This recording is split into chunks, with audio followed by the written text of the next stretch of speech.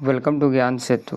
तो आज है हिस्ट्री फाउंडेशन बैच की लेक्चर नंबर 25 और इस लेक्चर में हम एक नया अध्याय मौर्य साम्राज्य को शुरू करने वाले हैं। तो यदि आप किसी भी कॉम्पिटिटिव एग्जाम्स की तैयारी कर रहे हैं तो ये लेक्चर आपके लिए बहुत इम्पोर्टेंट है। चीज़ों को साथ साथ देखिए, रिवीजन नोट्स बनाइए, रिवीजन करिए, डेफिनेटली आपको यहाँ से फ़ायदे देखने को मिलेंगे। आइए हम शुरू करते हैं अपने अध्याय 10 मौर्य साम्राज्य को। तो मौर्य साम्राज्य, इसके बारे में जो भी बेसिक चीज़ें थी हमने जान लिया था। अब आइए इसको एकदम बेसिक से शुरू करते हैं। तो चैप्टर का नाम लिख लीजिए, चैप्टर 10 मौर्य साम्राज्य, और हेडिंग लगाइए मौर्य साम्राज्य की जानकारी के स्रोत। यानी वो कौन कौन सी ऐसी सोर्सेस हैं जिनके थ्रू हमको मौर्य साम्राज्य के बारे में जानकारी प्राप्त होती है। तो ये दो प्रकार के स्रोत हैं, एक है साहित्यिक स्रोत और एक है पुरातात्विक स्रोत। दो प्रकार के स्रोतों के माध्यम से हमको मौर्य साम्राज्य के बारे में जानकारी देखने को मिलती है। तो उनमें सबसे पहला स्रोत है आपका प्रमुख साहित्यिक स्रोत। तो नंबर 1 हेडिंग लगाइए, साहित्यिक स्रोत। इसमें जो है मेनली ब्राह्मण साहित्य, जैन और बौद्ध साहित्य और मुद्रा राक्षस, ये 3 पुस्तकें इम्पॉर्टेंट है जिसके द्वारा हमको मौर्य साम्राज्य की जानकारी मिलती है। ब्राह्मण साहित्य दैट मीन्स की पुराण, ये जो है मौर्य वंश के राजाओं की सूची इसमें देखने को मिलती है। तो पहला साहित्यिक स्रोत है ब्राह्मण साहित्य। दूसरा है जैन और बौद्ध साहित्य। तो जैसे कि अंगुत्तर निकाय, कल्पसूत्र, दीपवंश, ये सब महत्वपूर्ण ग्रंथें हैं जिनके माध्यम से हमको मौर्य साम्राज्य की जानकारी प्राप्त होती है। और तीसरी है मुद्रा राक्षस। ये विशाख दत्त द्वारा रचित एक पुस्तक है जिसमें चाणक्य और चंद्रगुप्त मौर्य की कथा दिखाई गई है। इसका मतलब कि मुद्रा राक्षस पुस्तक से भी हमको मौर्य साम्राज्य के बारे में जानकारी प्राप्त होती हैं। इन सब के अलावा एक और पुस्तक है आपकी कौटिल्य की अर्थशास्त्र नामक पुस्तक, जिसमें पूरे मौर्य साम्राज्य के बारे में लिखा गया है। एक हमने अभी बात किया कि विशाख दत्त की मुद्रा राक्षस पुस्तक, और इसमें चंद्रगुप्त मौर्य के लिए वृषल शब्द का प्रयोग किया गया, ध्यान में रखेंगे। तो ऐसे करके हमने 4 साहित्य मुख्य रूप से जाना कि यहाँ पर मौर्य साम्राज्य के बारे में जानकारी देखने को मिलती है 4 साहित्यों के माध्यम से। तो जो स्रोतें थी जिनके माध्यम से हमको मौर्य साम्राज्य के बारे में जानकारियाँ प्राप्त हो गई, वो हमने जान लिया। अब आइए हम जानते हैं मौर्य साम्राज्य के प्रथम राजवंश के प्रथम राजा के बारे में। तो मौर्य साम्राज्य का जो प्रथम राजा बना था वो बना था चंद्रगुप्त मौर्य। ये 322 BC से 298 BC तक शासन इसने करा था। तो नंबर 1 हेडिंग लगाइए चंद्रगुप्त मौर्य, और ब्रैकेट में इसका टाइम पीरियड भी आप लिख लीजिए। अच्छा, हमने आपको बताया था कि किस प्रकार से इसने मौर्य साम्राज्य की स्थापना किया। तो हम आपको बताए थे कि चाणक्य की सहायता से इसने नंद वंश के अंतिम शासक घनानंद को पराजित किया, और घनानंद के पराजित होने के पश्चात ही इसने आपकी मौर्य साम्राज्य की स्थापना करी थी। अच्छा, एक चीज़ और भी बताए थे आपको कि चाणक्य ने चंद्रगुप्त मौर्य को खरीदा था। लगभग 1000 कारसापण में इसको खरीदा था इसकी माँ से, और ख़रीद कर लेकर गया था कहाँ पे, तक्षशिला विश्वविद्यालय में, और वहीं पर उसने इसको पढ़ाया लिखाया, सारी चीज़ें करी, और वहीं पर एक बहुत बड़ा साम्राज्य, बहुत बड़ा सम्राट इस चंद्रगुप्त मौर्य को बनाया था। कौन? तो इस चाणक्य। कौन? चाणक्य, ध्यान में रखिएगा। तो हमने बात कर लिया कि किस प्रकार से उसने मौर्य साम्राज्य की स्थापना करी। अब ये जानते हैं मौर्य साम्राज्य में चंद्रगुप्त मौर्य की अन्य नामों के बारे में। चंद्रगुप्त मौर्य को कई इतिहासकार अपने अनुसार अलग अलग नाम दिए हैं। जैसे कि एक ने कहा चंद्रगुप्त मौर्य को कि सेंड्रोकोटस है। अब ये कौन कौन इतिहासकार? तो 3 इतिहासकार हैं, स्ट्रैबो, एरियन और जस्टिन। ये 3 इतिहासकार हैं यूनान के रहने वाले, और इन्होंने ही चंद्रगुप्त मौर्य की पहचान सेंड्रोकोटस के रूप में करी है। पहला ये। दूसरा एक और इतिहासकार हैं प्लूटार्क, जिन्होंने चंद्रगुप्त मौर्य को एंड्रोकोटस कहा है। और तीसरे इतिहासकार हैं फिलार्क्स, ये चंद्रगुप्त मौर्य को सैंड्रोकोप्टस कहा है। और एक और विलियम जोन्स ने सेंड्रोकोटस को ही चंद्रगुप्त बताया है, ध्यान में रखिएगा। तो ये चंद्रगुप्त मौर्य को इतिहासकार अपने अपने अनुसार नाम दिए हैं। स्ट्रैबो, एरियन और जस्टिन ने इसको सेंड्रोकोटस कहा है, प्लूटार्क ने इसको एंडोकोटस कहा है और फिलार्क्स ने इसको सेंड्रोकोप्टस कहा है। जबकि वहीं विलियम जोन्स इन सेंड्रोकोटस की पहचान चंद्रगुप्त मौर्य से करा है। दैट मीन्स कि हाँ, सेंड्रोकोटस ही चंद्रगुप्त मौर्य था, ध्यान में रखिएगा। अब इसका मतलब समझ में आता है कि मौर्य वंश का प्रथम सम्राट और मौर्य वंश का संस्थापक दोनों ही चंद्रगुप्त मौर्य था। अब इसके जीवन की बात करते हैं तो इसके जीवन में एक बहुत महत्वपूर्ण घटना घटी थी, वो थी 305 BC की घटना, जिसमें सेल्यूकस निकेटर के साथ इसने युद्ध किया था।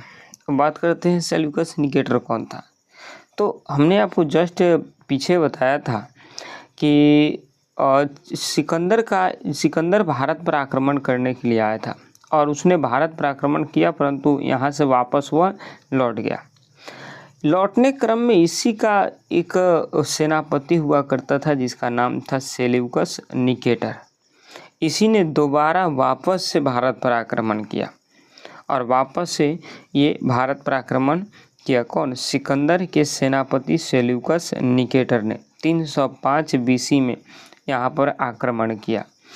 स्ट्रैबो के अनुसार युद्ध के बाद एक संधि हुई जिसके तहत सीमा हिंदुकुश पर्वत निर्धारित हो गई कि हिंदुकुश पर्वत के उस पार से सेल्यूकस निकेटर रहेगा और उसके पश्चात आपकी चंद्रगुप्त मौर्य रहेगी।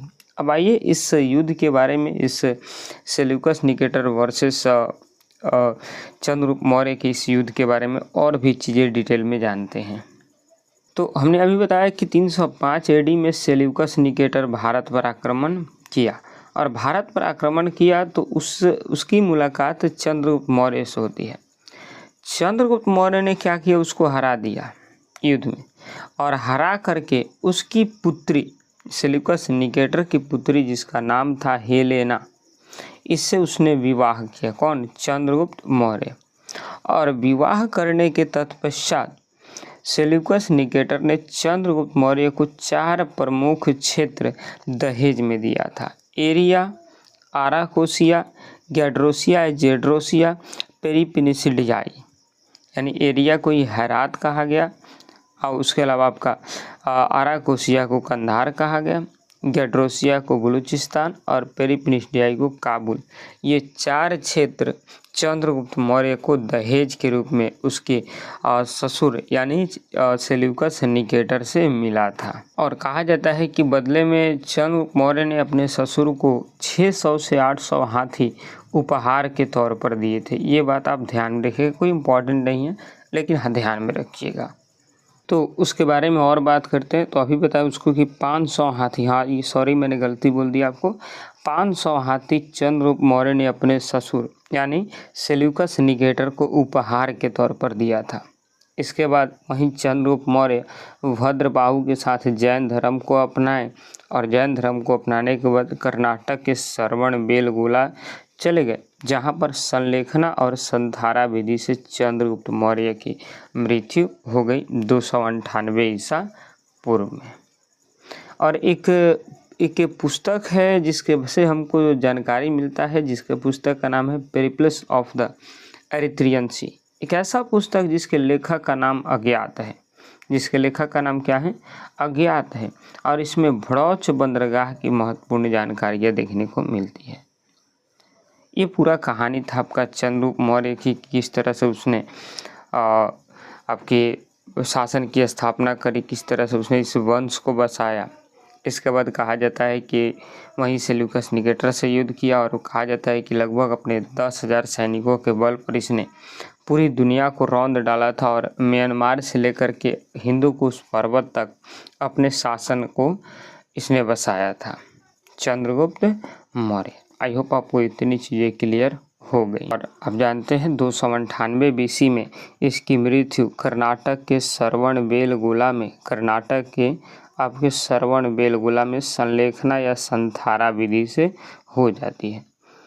जब इसकी मृत्यु हो गई तो इसी का पुत्र अब बिंदुसार राज गद्दी पर बैठा। कौन? बिंदुसार।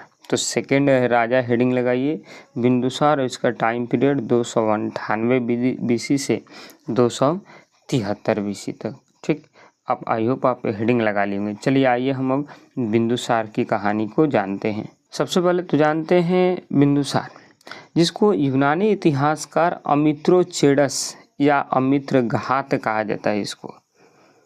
और इस अमित्रघात का जो अर्थ होता है संस्कृत में, जिसका मतलब होता है शत्रुओं का विनाश करने वाला। शत्रुओं का क्या करने वाला? विनाश करने वाला।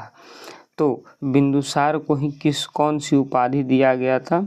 तो वो अमित्रघात की उपाधि दिया गया था, जिसका अर्थ होता है शत्रुओं का विनाश करने वाला। तिब्बत के एक इतिहासकार थे जिनका नाम था तारानाथ। उन्होंने इस बिंदुसार को बड़ा ही महान शासक बताया है। किसको? बिंदुसार को। किसको बताया है? बिंदुसार को। क्यों? क्योंकि इसके पीछे का कारण है। कहा जाता है तारानाथ के अनुसार कि बिंदुसार ने दक्षिण भारत अभियान किया था और दक्षिण भारत को जीता था। इसके बाद यह एक आजीवक संप्रदाय का अनुयायी था। इसके पीछे इसके पिता थे चंद्रगुप्त मौर्य, वो जैन धर्म को अपनाए थे। कौन से धर्म? तो जैन धर्म को अपनाए, जबकि यह आजीवक संप्रदाय को अपनाया था। कौन? बिंदुसार। ठीक, बिंदुसार के समय में एक घटना घटती है। एक यूनान के जो शासक थे, उन्होंने बिंदुसार ने उनके लिए एक चिट्ठी लिखा कि आप हमको मीठी शराब, सूखे मेवे और एक दार्शनिक भेज दीजिए। ये लिखता है खबर कहाँ की? यूनान के शासक को। यूनान के शासक इसको मीठी शराब तो भेज देते हैं, सूखे मेवे भी भेज देते हैं, लेकिन दार्शनिक भेजने से मना कर देते हैं। क्यों? क्योंकि इनका मानना था, यूनान में इनका कहना था कि हमारे यहाँ दार्शनिकों का कोई व्यापार नहीं होता है।